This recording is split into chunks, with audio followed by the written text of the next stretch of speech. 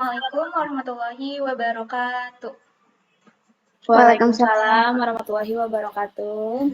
Perkenalkan, nama saya Akila Putri. Berikut rekan kelompok kami ada Fitri Nur Hidayah dan Hidaun Kopia. Kali ini kami akan membahas tentang perkembangan afektif.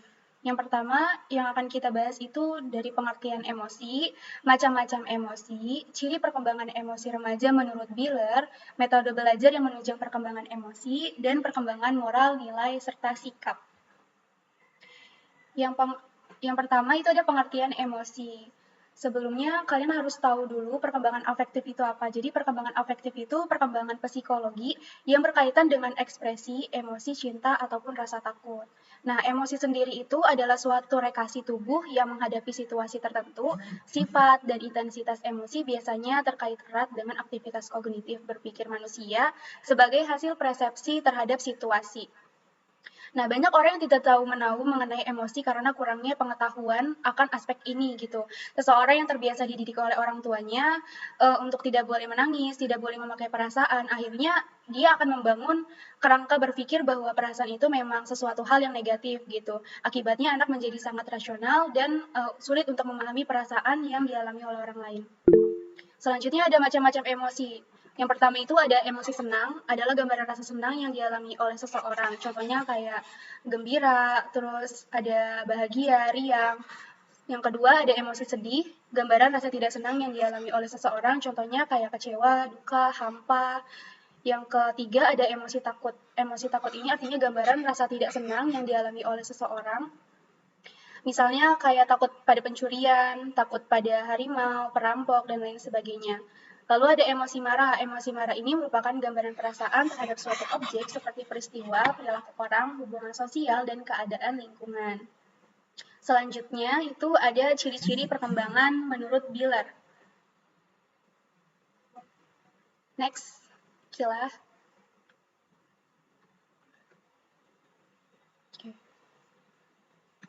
Sebelum kita bahas ciri-ciri perkembangan emosi remaja menurut Biller, kalian perlu memahami bahwa masa remaja itu masa peralihan antara anak ke masa dewasa. Pada masa ini itu dipercaya masa yang sangat sulit, apalagi remaja sendiri itu kan mengalami perubahan fisik yang dialami remaja juga menyebabkan adanya perubahan psikologi yang dimana dia juga bertambahnya umur, maka emosi yang tinggi akan mulai mereda atau menuju kondisi yang stabil. Menurut Biller, itu ciri emosional remaja menjadi dua rentan usia. Yang pertama ada ciri-ciri emosional usia pada 12-15 tahun. Yang pertama itu cenderung banyak murung dan tidak dapat diterka. Yang kedua bertingkah laku kasar untuk menutupi kekurangan dalam rasa hal percaya diri. Lalu yang ketiga kemarahan biasa terjadi.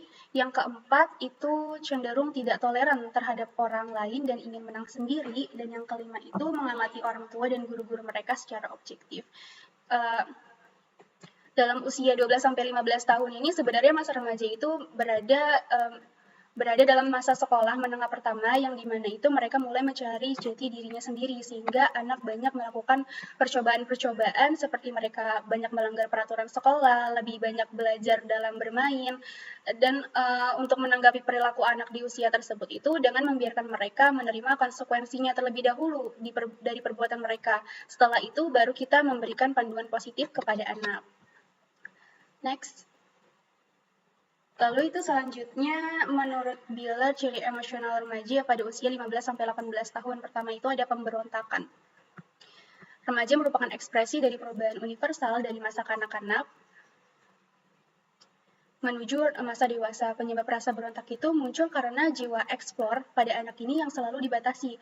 Mungkin dari orang tua yang memaksa anaknya untuk selalu berperilaku yang orang tuanya inginkan, sehingga pada akhirnya itu mereka tidak bisa mendapatkan kebebasan ide mereka. Lalu yang kedua itu ada remaja mengalami konflik dengan orang tua mereka. Karena pada masa remaja itu kan lebih argumentatif ya. Jadi meningkatkan pertengkaran. Ketidaksepakatan dengan anak remaja biasanya akan meningkatkan emosi karena masa remaja mendorong pertumbuhan dari dua sisi. Argumen yang memberdayakan mereka secara kasar menghilangkan ketergantungan dari orang tua mereka. Lalu yang ketiga itu seringkali melamun memikirkan masa depan. Jadi usia 15 sampai 18 tahun itu memang rentan ya remaja mengalami kecemasan terhadap masa depannya. Nah, hal itu disebut dengan quarter life crisis yang bisa ditimbulkan dari diri sendiri maupun lingkungan sekitarnya. Jadi keadaan itu di mana seseorang mengalami kebingungan terhadap masa depan dan mulai meragukan diri serta adanya kekhawatiran karena harus melepaskan ketergantungan dari orang tua mereka. Next, selanjutnya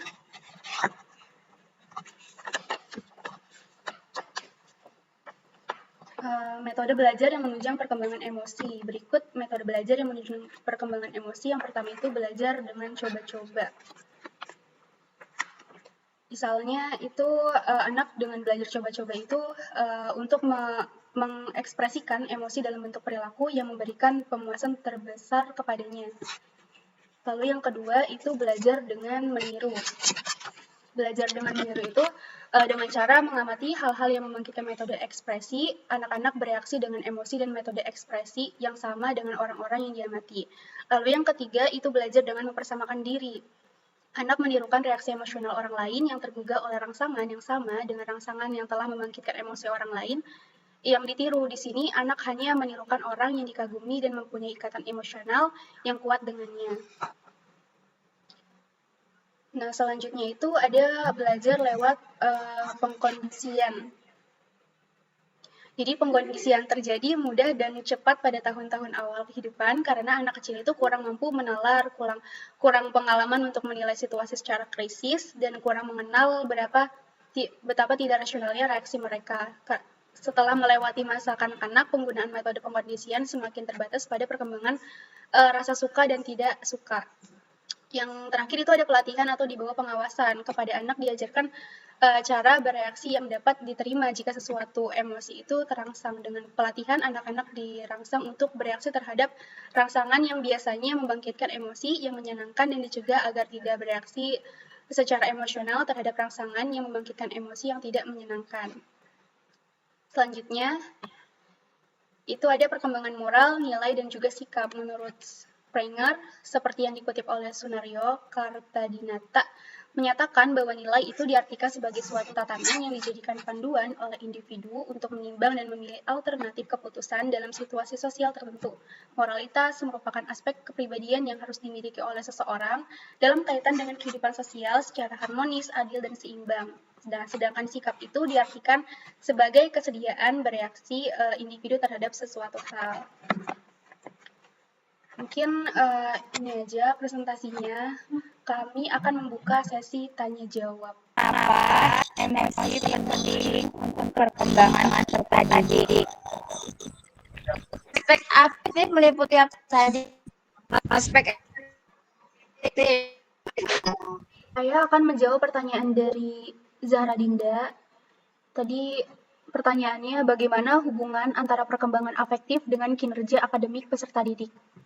Jadi hubungan antara perkembangan afektif dengan kinerja akademik peserta didik itu cukup signifikan dan saling mempengaruhi perkembangan afektif yang baik mendukung kinerja akademik dengan berbagai cara, mulai dari peningkatkan motivasi dan keterampilan sosial hingga membantu dalam pengelolaan stres dan pengembangan persepsi diri yang positif. Oleh karena itu penting bagi peserta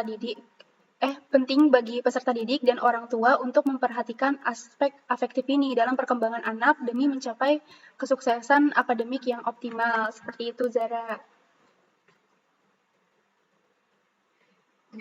Terima kasih. Lanjut. Saya akan menjawab pertanyaan dari Aziza. Mengapa? Mana tadi pertanyaannya? Mengapa emosi penting untuk perkembangan peserta didik? Jadi emosi itu merupakan bentuk komunikasi menjadikan anak dapat menyatakan segala kebutuhan dan perasaannya terhadap orang lain. Selain itu juga emosi berperan dalam mempengaruhi kepribadian dan penyesuaian diri. Bagaimana, Dija? Oke, makasih. Di pertanyaannya Nadia, jelaskan apa yang dimaksud perilaku efektif, benar nggak? Dengar. Suatu perilaku, perbuatan, atau pekerjaan dikatakan efektif apabila menimbulkan efek yang menguntungkan dan sesuai dengan harapan. efektif seringkali disalahpahami sebagai efisien, begitu pula sebaliknya. Apa ulangi, Kak?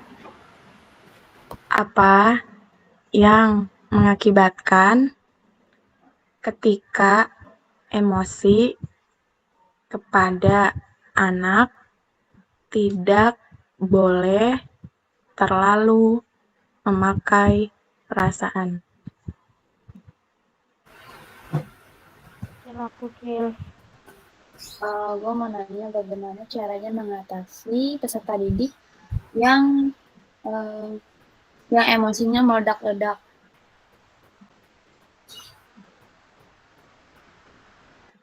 Ayo, siapa lagi? Syifa Nabila. Sipa, apa sih? Bagaimana cara seorang guru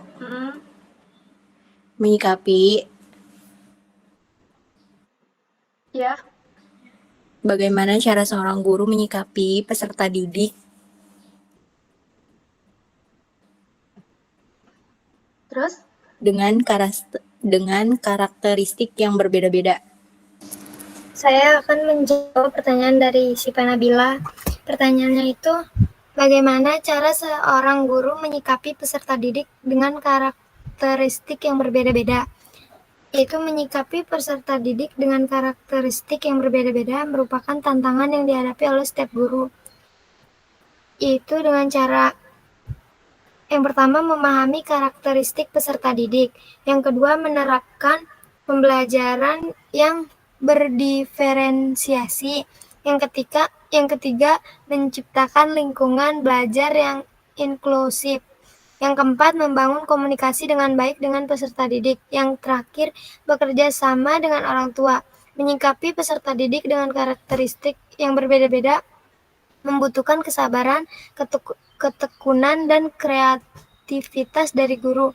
Dengan menerapkan berbagai strategi yang tepat, guru dapat membantu semua peserta didik mencapai potensi belajar mereka. Gimana sih, Pak? Cukup, terima kasih. Saya jawab pertanyaan dari Ika.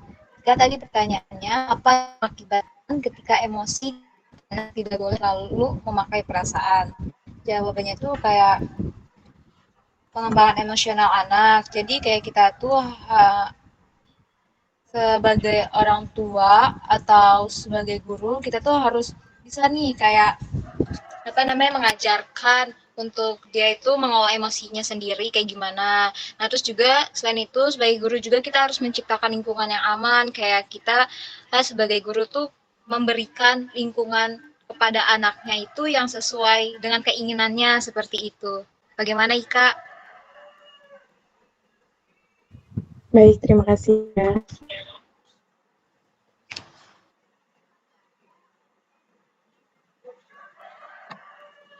Saya akan menjawab pertanyaan dari Jagi Fakila. Bagaimana mengatasi emosi anak saat sedang emosinya meledak-meledak?